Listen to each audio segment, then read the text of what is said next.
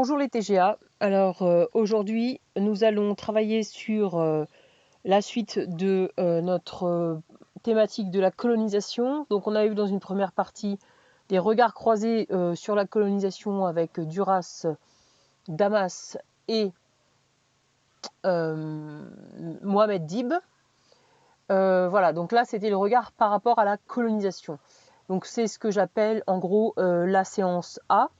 Et là, ce qu'on va attaquer, ça va être la séance B, que j'intitule donc, enfin, on reprend en fait le titre qui se trouve donc sur le document là du manuel. Donc la quête d'identité des décolonisés. Hein, donc séance B, la quête d'identité des décolonisés. Et on va s'attarder sur deux personnages, Gandhi et un écrivain sénégalais qui s'appelle Boubacar Boris Diop. Alors, on va commencer déjà par Gandhi. Je vais vous faire un petit topo sur l'Inde et ce personnage, et ensuite on va analyser donc les deux images. Donc, je vous conseille de prendre des notes. Donc, en introduction, on peut dire que déjà Gandhi et Boubacar Boris Diop sont deux personnes issues de colonies donc européennes. C'est-à-dire que l'Inde est une ancienne colonie britannique et le Sénégal est une ancienne colonie française. Voilà, donc concernant Gandhi, alors il faut savoir que l'Inde est une colonie britannique depuis le 19e siècle et elle a atteint son indépendance donc le 15 août 1947. Et il faut savoir que Gandhi a joué un rôle très important dans cette indépendance. Il a développé une nouvelle façon, une nouvelle méthode pour combattre le colon britannique, à savoir une résistance non violente. Donc l'indépendance de l'Inde ne s'est pas faite au travers d'une guerre comme en Algérie ou en Indochine. Donc Gandhi, il est né le 2 octobre 1869 et il est mort assassiné le 30 janvier 1948. Et il a été avocat.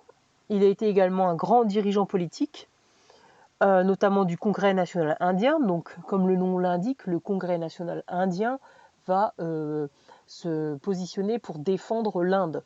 Mais pas seulement, il va aussi défendre le droit des femmes. Il va défendre la notion de fraternité entre les différentes communautés religieuses de l'Inde. Et enfin, Gandhi et son Congrès national indien vont essayer donc aussi de prendre la défense de ce qu'on appelle les intouchables. Hein, c'est une partie de la population indienne qui est considérée comme impure et qui est rejetée par les autres castes, les autres catégories sociales de l'Inde. Je vous explique juste ça très brièvement. Donc voilà, ce qu'il faut retenir, c'est que Gandhi va essayer de défendre les opprimés et la fraternité. Il va travailler notamment donc en Afrique du Sud en tant qu'avocat et pratiquer sa désobéissance civile non violente. C'est comme ça qu'on appelle sa technique. Ce qui lui vaudra de toute façon quand même de séjourner en prison tout au long de sa vie. Bon, en tout, il y séjournera pendant 6 ans. Je voulais aussi refaire un point sur l'Inde. L'Inde, c'est une république parlementaire fédérale depuis 1950. Sa capitale est New Delhi. On y trouve un président, un vice-président, un gouvernement et un parlement. Et les langues officielles sont l'hindi, l'anglais, ainsi que 22 langues régionales.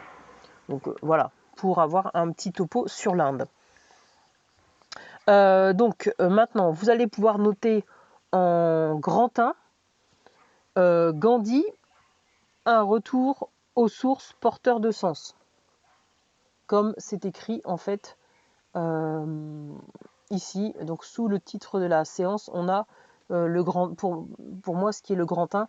Donc Gandhi, un retour aux sources porteurs de sens. Et donc on va passer à l'analyse donc des deux images qu'on a sous les yeux. Donc vous prendrez également soin de lire les textes qui se trouvent ici. Donc il y a un peu de ce que je vous ai dit, mais il y a des choses aussi que il y a des choses en supplément. Et ensuite, là, vous avez des petites notices. Ça, ces deux notices-là, elles vont être importantes pour l'analyse. Alors, donc, document 1, document 2. On peut réaliser un tableau, par exemple, pour montrer les différences entre le document 1 et le document 2. Donc, document 1, vous voyez bien que c'est Gandhi qui est assez jeune. Hein. On vous dit qu'il a fait ses études de droit à Londres. Il a exercé pendant 20 ans en Afrique du Sud, où il a défendu la communauté indienne contre les discriminations raciales. En 1914, il retourna en Inde, où il décida de mettre fin pacifiquement à l'exploitation coloniale de son pays.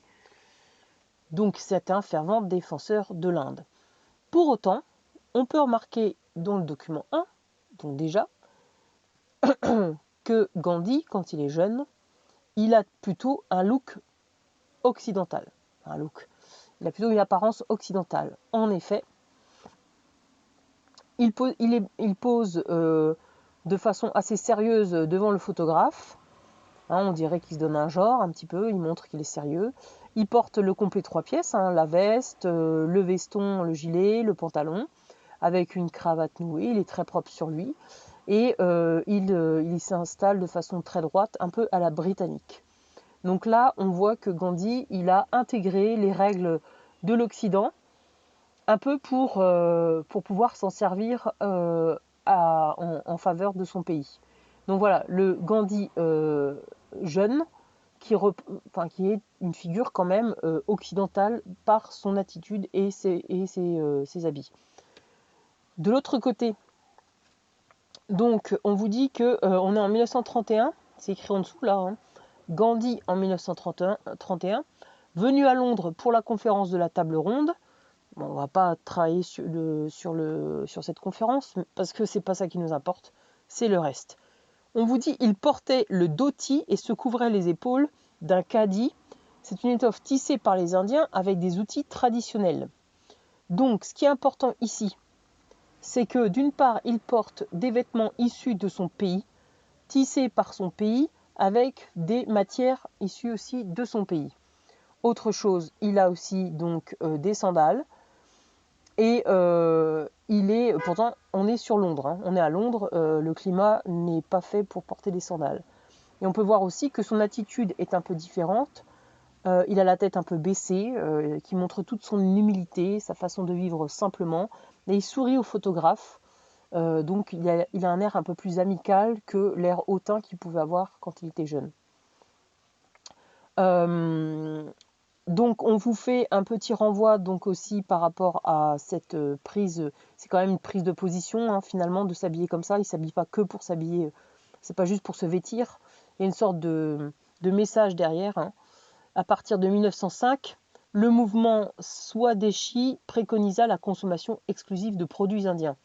Gandhi adopta ce principe et prescrivit de rejeter les produits manufacturés à l'étranger, particulièrement les tissus, car l'Angleterre écoulait en Inde ses stocks à prix fort, alors que le coton venait d'Inde. Vous voyez que là, en plus, il y a quelque chose d'aberrant. Hein. Le coton vient d'Inde, on transforme les vêtements en Angleterre et on les revend très cher en Inde. Donc voilà, c'est une des aberrations contre lesquelles Gandhi pouvait se battre. J'espère que je ne suis pas allée trop vite. Je vais vous faire un petit récap là. Donc, qu'est-ce qu'on retient de ça ?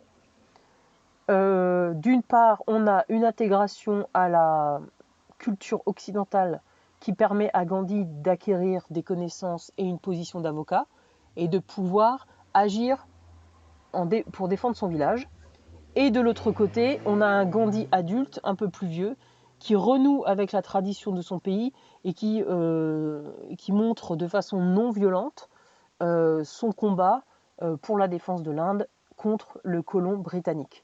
Après, on est en 1931. On peut voir que, en plus de ça, l'Inde n'est pas encore indépendante. Donc voilà, c'est le petit clin d'œil de Gandhi pour pouvoir parler en faveur donc de son pays. Voilà, donc c'est ce qu'on doit retenir de Gandhi. Et dans un prochain podcast, on parlera de l'auteur sénégalais Boubacar Boris Diop.